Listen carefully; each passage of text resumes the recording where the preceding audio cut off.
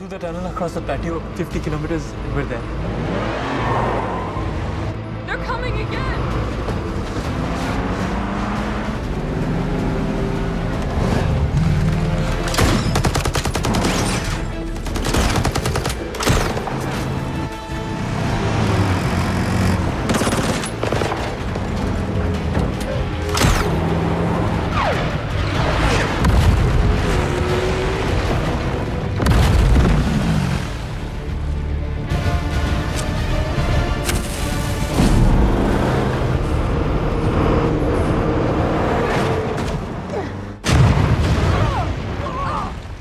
Halo warga Nobar, kayak apa kabarnya hari ini? Kembali lagi bersama Mamang Tobi, sang pengangguran profesional yang kali ini akan membawakan film terbaru yang dibintangi Liam Neeson yang baru saja rilis di tahun 2025 ini. Menceritakan tentang seorang pria yang ingin mendaki Gunung Everest demi memenuhi wasiat adiknya. Tapi di tengah jalan malah harus menghadapi mafia Himalaya yang paling berbahaya. Penasaran bagaimana kebrutalannya? So, tanpa berlama-lama lagi, siapkan mata, telinga, dan anu-anuan kalian semua. Mari kita nobar dan inilah Ice Road Vengeance.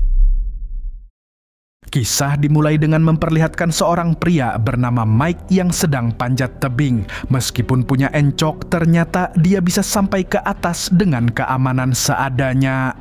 Beberapa hari kemudian, Mike konsultasi ke psikiater. Ternyata, kegiatan menantang malaikat maut itu merupakan sebuah pelarian. Sebab Mike masih terpuruk setelah adiknya yang merupakan pasukan khusus tewas saat bertugas. Mike lalu memutuskan pindah rumah karena di rumah sebelumnya terlalu banyak kenangan bersama sang adik. Saat sedang menata barang-barang, Mike menemukan sepucuk surat dari mendiang adiknya, yang mana surat itu berisi wasiat. Kalau adiknya gugur di pertempuran, maka dia ingin abu kremasinya ditabur di Gunung Everest. Usai membaca tulisan itu, Mike pun langsung membeli tiket pesawat ke Kathmandu, Nepal.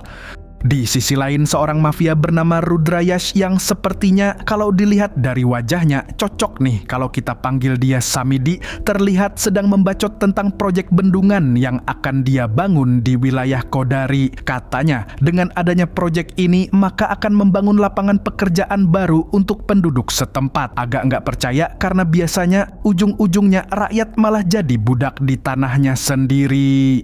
Lalu seorang wanita yang menolak keras proyek itu meminta perwakilan dari keluarga sesepuh kota untuk menyampaikan pendapatnya. Seorang bapak-bapak yang merupakan bagian dari keluarga Rai pun maju. Dia mengatakan kalau sejak zaman nenek moyang sungai itu telah menjadi sumber kehidupan bagi penduduk Kodari. Maka dengan lantang dia memimpin para penduduk untuk menolak proyek bendungan.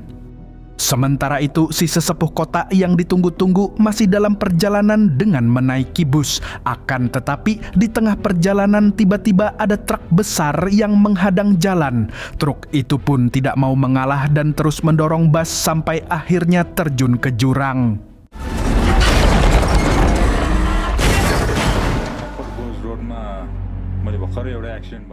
Berita tentang kecelakaan itu pun sampai ke cucunya si sesepuh yang bernama Vijay. Dia langsung menemui ayahnya dan mengatakan kalau sang kakek meninggal karena kecelakaan bus. Tapi Vijay yakin ini bukan kecelakaan biasa, melainkan pembunuhan yang telah direncanakan oleh si Samidi. Vijay juga yakin target Samidi selanjutnya adalah dirinya dan sang ayah. Kemudian kita kembali ke Mike yang sudah OTW ke Nepal. Tak lupa dia membawa guci berisi abu jenazah adiknya. Dan setibanya di Kathmandu, Mike langsung menuju ke hotel untuk bertemu pemandu yang akan mendampinginya saat mendaki Gunung Everest nanti. Pemandu yang bernama Dani Yang Chen itu merupakan seorang wanita keturunan Sherpa Mix Malaysia. Sedikit informasi, Sherpa adalah kelompok etnis yang tinggal di wilayah pegunungan Himalaya dan dikenal memiliki daya tahan tubuh kuat. Mike dan Dani lantas berangkat menuju ke terminal karena satu-satunya cara untuk menuju area Gunung Everest adalah menggunakan bus. Saat Dani dan Mike ngobrol basa-basi di mobil, diketahui bahwa Dani ini juga mantan marinir. Bisa dibayangkan sekuat apa Dani yang meskipun perempuan tapi keturunan Sherpa sekaligus mantan tentara. Were you in the service? My brother was. You? Yes. Sampai di terminal, Dani dan Mike lantas naik bus yang disopiri oleh Pak Tua bernama Spike. Dan selain Mike, ada bapak sama anak yang juga akan mendaki Gunung Everest bersama penumpang bus lainnya. Di perjalanan, Mike ngobrol ringan dengan Spike membicarakan soal permesinan. Dari obrolan ini akhirnya terungkap kalau Mike merupakan seorang supir truk veteran yang juga berpengalaman mengoperasikan alat-alat berat. Asphalt jockey, are you, Mike? 32 years. Lalu film beralih ke Vijay yang pergi ke pasar untuk membeli keperluan sehari-hari. Tapi ayahnya memerintahkan untuk segera pulang sebab semakin lama Vijay di luar, maka nyawanya semakin terancam. Vijay pun langsung menghentikan bus yang dinaiki oleh Mike. Tanpa Vijay ketahui, dia sedang diikuti oleh dua orang misterius yang kita panggil mereka Siti dan Panjul. Kemudian Siti menawarkan udut ke Vijay yang seketika ditolak karena Vijay sukanya ngepod. Namun tampaknya penolakan itu membuat Siti marah hingga tiba-tiba dia menghajar Vijay sampai pingsan. Kemudian Panjul mengeluarkan senjatanya untuk menodong orang-orang sementara Siti menyita ponsel seluruh penumpang biar nggak ada yang live streaming di TokTok. Unconscious. Oui, on y va. Setelah itu, Siti memaksa Spike untuk merubah tujuan bus yang tadinya menuju Gunung Everest menjadi ke arah Kodari. Ternyata, Siti dan rekannya merupakan pembunuh bayaran yang ditugaskan Samidi untuk menangkap Vijay. Tak mau tinggal diam, Mike dan Dani pun mulai merencanakan perlawanan. Lalu begitu Siti dan Panjul tampak lengah, mereka berdua pun langsung beraksi.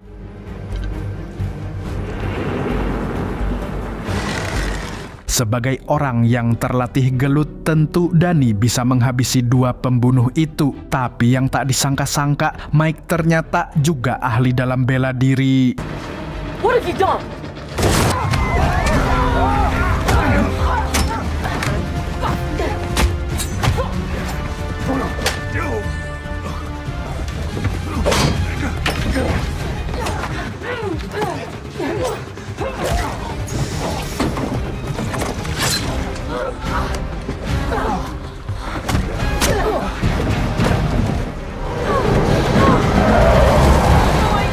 Panjul pun tewas dalam pergelutan itu, sementara Siti dilumpuhkan dan ditahan. Naasnya, akibat pecah ban, busnya sempat oleng dan nyaris terjun ke jurang. Para penumpang pun segera menyelamatkan diri. Tapi Mike tak kunjung turun karena masih harus mencari guci berisi abu adiknya. Ketegangan terjadi ketika Guci menggelinding ke bagian belakang bus, padahal busnya sudah di ujung tanduk. Untungnya Mike memakai otaknya dengan benar, jadi Gucinya aman. Mike pun bisa turun dengan selamat. Tak lama kemudian, polisi lokal yang kebetulan lagi patroli tiba di TKP. Polisi bernama Shankar itu lantas mengamankan Siti. Sementara para penumpang bus istirahat di desa terdekat selagi bus diperbaiki. Di sini, seorang profesor bernama Evan ingin mengetahui keadaan Vijay. Dia lalu bertanya kepada Shankar, dibantu Dani sebagai penerjemah. Tapi gerak-gerik Shankar saat menjawab membuat Evan sedikit curiga. Evan juga tahu di mana mereka berada saat ini, yakni di Kodari yang sepi penduduk sebab tanahnya diambil alih oleh mafia untuk mendirikan bendungan terbesar di Himalaya.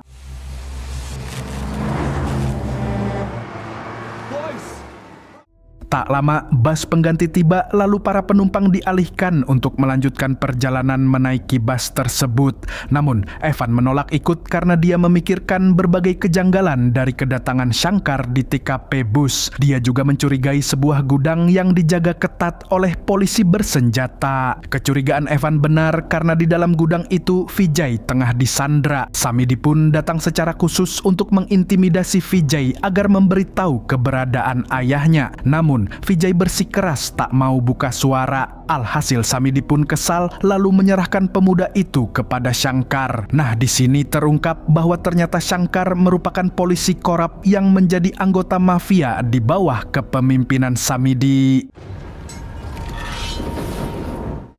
Sedangkan di luar gudang, Evan menceritakan situasi yang terjadi di Kodari, termasuk tentang keluarganya Vijay yang menolak menyerahkan tanah mereka. Dari situlah awal mula Vijay dan ayahnya menjadi incaran empuk Samidi untuk dihabisi, sebab mereka dianggap mengganggu bisnisnya Samidi yang bernilai triliunan. Rudra Yash is Kathmandu Mafia. They buy judges and police. Mendengar itu, Mike pun memutuskan untuk tidak ikut pergi dengan bas pengganti. Begitu juga Danny dan Evan, termasuk anaknya Evan yang bernama Star. Evan lantas membicarakan soal rencananya untuk menyelamatkan Vijay dari Samidi. Di sini, Danny sempat ragu karena yang mereka lawan adalah naga mafia. Namun, Mike meyakinkan bahwa dirinya bahkan pernah melawan 2 naga sekaligus. Yang intinya, jangan remehkan Mike yang meskipun sudah sering encok, tapi kemampuan gelutnya bukan ecek-ecek. Tanpa banyak bacot lagi, Mike, Evan, dan Danny lantas menjalankan misi mereka. Sebelum masuk gudang, mereka lebih dulu menghabisi polisi korup yang berjaga di luar. Dan setelah berhasil masuk secara diam-diam, disitulah mereka lihat Shankar yang dengan tega menyiksa Vijay. Where is your father? Lalu Mike mengalihkan fokusnya Shankar, sementara Danny melepaskan tali yang mengikat Vijay. Tak berselang lama, Samidi dan anak buahnya muncul dari sebuah ruangan di dalam gudang. Setelah Samidi membacot, Evan memperkenalkan dirinya yang sebenarnya adalah seorang dubes Amerika. Evan lantas mengancam akan menyebarkan kejahatan Samidi ke seluruh organisasi di dunia. Namun, sebagai mafia paling kejam, Samidi tentu tidak memiliki rasa takut. Dia lantas melakukan hal ini.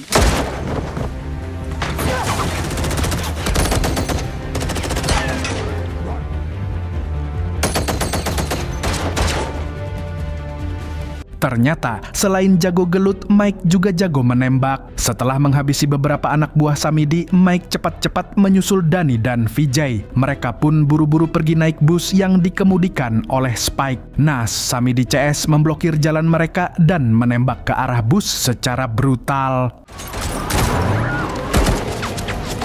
Dalam kejadian ini, Spike terkena tembakan sehingga bus langsung diambil alih oleh Mike. Sebagai mantan sopir truk yang juga ahli mengemudikan kendaraan besar lain, Mike pun menyetir secara ugal-ugalan demi bisa melarikan diri.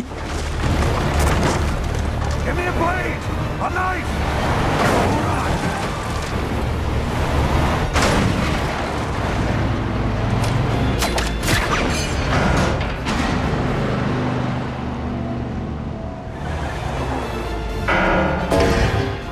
Setelah lolos dari Samidi, Danny langsung berusaha menutupi lukanya Spike, tapi sepertinya terlambat karena Spike sudah kehilangan banyak darah. Di sini tidak ada yang tahu kalau Mike juga terkena tembakan di perutnya. Karena menemui jalan bercabang, mereka butuh arahan dari Vijay yang merupakan warlock. Awalnya, Vijay memberitahu jalan untuk meninggalkan kota, tapi Mike ingin menyelamatkan ayahnya Vijay terlebih dahulu, meskipun harus melewati medan yang curam dan licin karena es. Namun, Spike meminta diturunkan di sini karena merasa dirinya tidak akan bisa membantu perjalanan Mike Chase. Pun si Pak Tua merasa waktunya tinggal sebentar lagi. Dia tidak mau mati di dalam bus yang selama ini telah menjadi temannya di usia senja.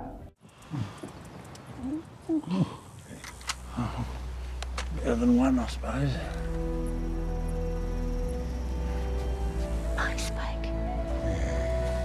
Mike CS pun terpaksa melanjutkan perjalanan tanpa Spike. Tapi untuk menuju ke tempat persembunyian ayah Vijay, mereka harus melewati jalanan curam yang mustahil dilewati kendaraan. Untungnya ada sebuah alat berat yang bisa membantu mereka.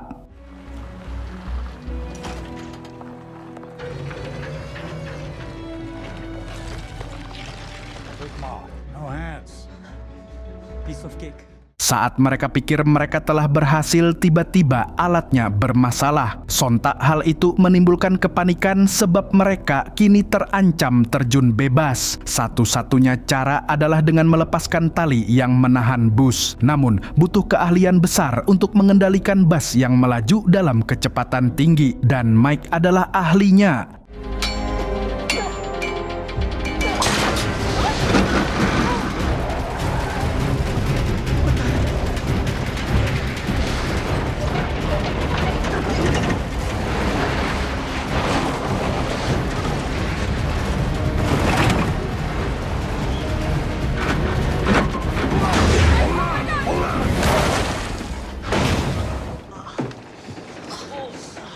Naas, bus terguling tapi itu lebih baik daripada terjun bebas. Pun ternyata ada banyak bangkai bus di dasar jurang sebab sopirnya tidak seahli Mike. Karena mereka harus segera melanjutkan perjalanan, Mike lantas mengajak yang lain untuk memperbaiki bus.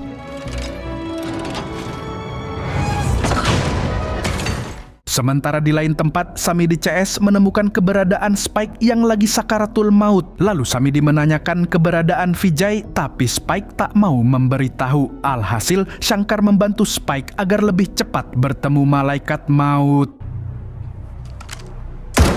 Samidi CS pun lanjut mengikuti jejak bus. Mereka berhenti saat melihat alat yang kemungkinan digunakan oleh Mike CS untuk turun. Kemudian Samidi yang membawa ponselnya Vijay menerima pesan dari ayahnya Vijay tentang arah jalan menuju tempat persembunyiannya. Seharusnya itu dibaca oleh Vijay, tapi ini malah Samidi. Dan Samidi pun langsung menugaskan pembunuh bayaran andalannya untuk menghabisi ayah Vijay.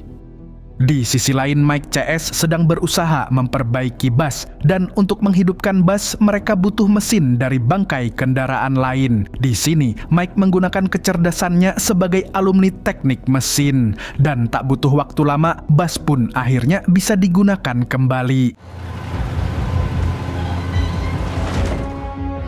Go! Next stop, my father. You okay? Di waktu yang bersamaan, si pembunuh bayaran juga menemukan sebuah pondok yang diduga menjadi tempat persembunyian ayah Vijay. Namun, yang dia dapatkan malah jebakan Batman dan orang-orangan sawah. Lalu tak lama kemudian, Mike CS tiba tepat saat pondok sudah meledak. Vijay sempat mengkhawatirkan ayahnya, tapi tak berselang lama sosok itu muncul dalam keadaan sehat walafiat. Kemudian Vijay mengenalkan rekan-rekan barunya ke sang ayah. Namun saat giliran berkenalan dengan Mike, mendadak Mike ambruk. Thank you so much. Mereka baru mengetahui kalau Mike terluka. Danny lantas berusaha mengeluarkan peluru yang bersarang di perut Mike menggunakan peralatan seadanya. Sementara itu, Star pergi ke danau untuk mengisi ulang persediaan air. Namun, di tengah kegiatannya itu, Star mendengar sesuatu dari semak-semak di belakangnya. Star yang ketakutan pun hendak kembali ke pondok. Tapi tiba-tiba,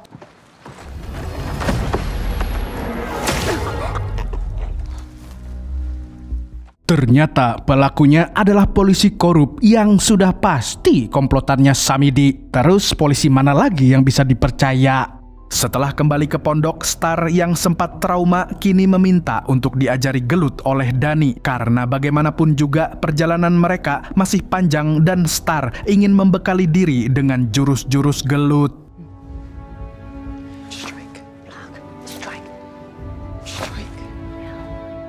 Lalu keesokan harinya Mike akhirnya siuman. Dia pulih dengan cepat berkat bantuan Danny. Tanpa banyak membuang waktu, mereka lalu melanjutkan pelarian mereka ke negeri Cina. Namun, mereka menemui jalan buntu karena jembatan yang menghubungkan dua jalan di antara jurang belum dibangun.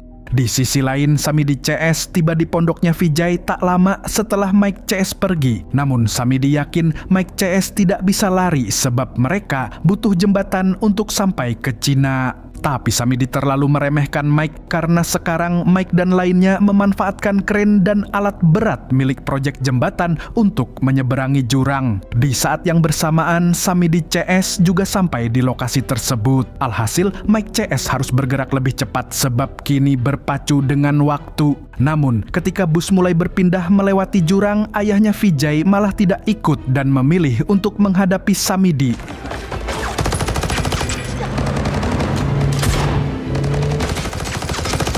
You look after our land, yes? Siti lantas menuju tempat pengendali kren untuk menghentikan pergerakan Mike CS. Di tengah itu, Mike sendiri masih menggantung dan masih berpegangan kuat pada bodi bus. Sedangkan Samidi yang kini berhadapan langsung dengan ayahnya Vijay segera menuntaskan tujuannya.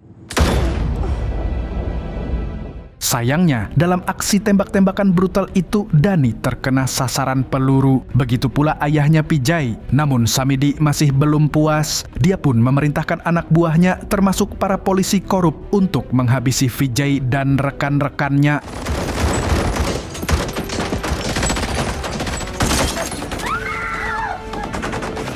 Lalu Mike yang akhirnya bisa naik ke kren pun langsung melepaskan tembakan ke arah Samidi CS.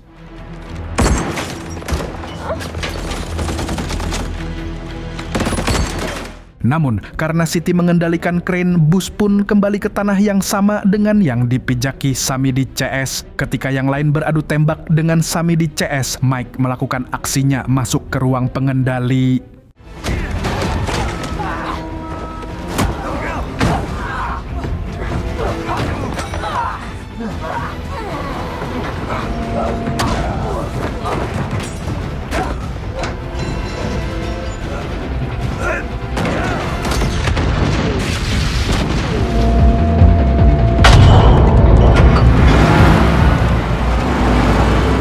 Akan tetapi perjuangan mereka belum selesai karena Samidi CS juga berhasil menyeberangi jurang dan kini mengejar busnya Mike. Lagi-lagi adu tembak pun tak terhindarkan.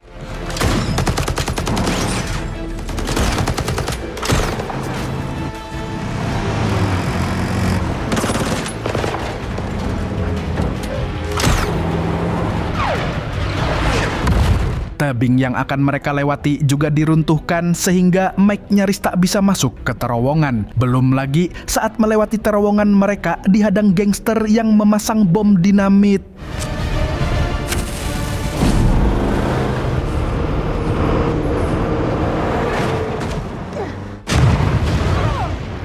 Untungnya, Mike bisa mengemudikan bus dengan cepat sehingga mereka selamat dari ledakan. Namun, tak lama Siti masuk ke dalam bus dan menghajar mereka satu persatu.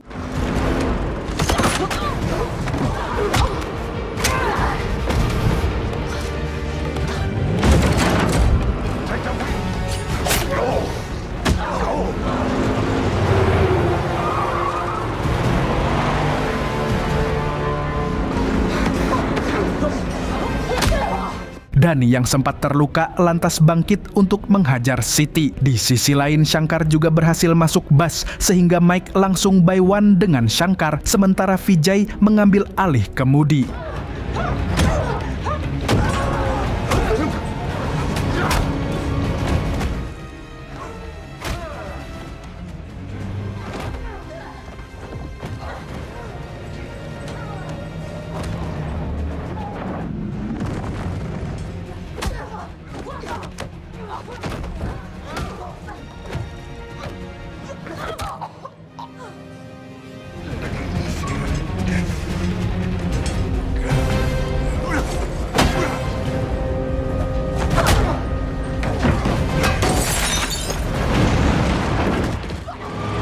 Sekarang tinggal Samidi yang dengan nekat menghadang bus pakai Land Rover. Jelas dari ukurannya saja sudah kalah. Mike pun terus mendorong minibus itu sampai ke ujung jurang. Dan tak lama kemudian,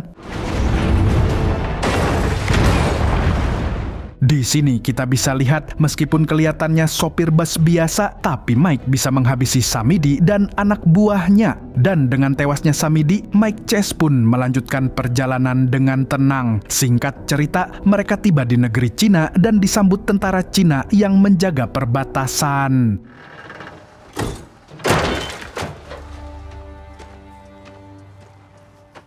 Beberapa hari kemudian, terlihat Vijay sedang berpidato di depan seluruh penduduk Kodari. Sebagai pengganti ayah dan kakeknya, Vijay mendeklarasikan bahwa bendungan itu nantinya akan menjadi milik warga sepenuhnya. Warga pun bersorak lega karena tidak jadi diusir dari tanah mereka sendiri. Setelah menemani Vijay, Mike dan Dani lantas menuntaskan tujuan utama mereka pergi, yakni mendaki Gunung Everest. Singkat cerita, Mike dan Dani pun berhasil mencapai puncak gunung. Dan disinilah Mike memenuhi wasiat sang adik, yakni menaburkan abu jenazah adiknya ke tanah Everest. Di akhir film terlihat Dani mengantar Mike ke bandara. Mereka tampak sama-sama berat untuk berpisah, seperti ada sesuatu yang menahan. Apakah itu cinta? Ya, intinya mereka berpisah, lalu Mike tak sengaja melihat tali tambang yang mengingatkannya dengan pesan dari sang adik. I have a lot of time, Mike. Life is for the living. Hal itu membuat Mike memutuskan untuk batal pulang ke Amerika. Dia memilih hidup di Nepal bersama orang yang dicintai, yang tak lain adalah Dani.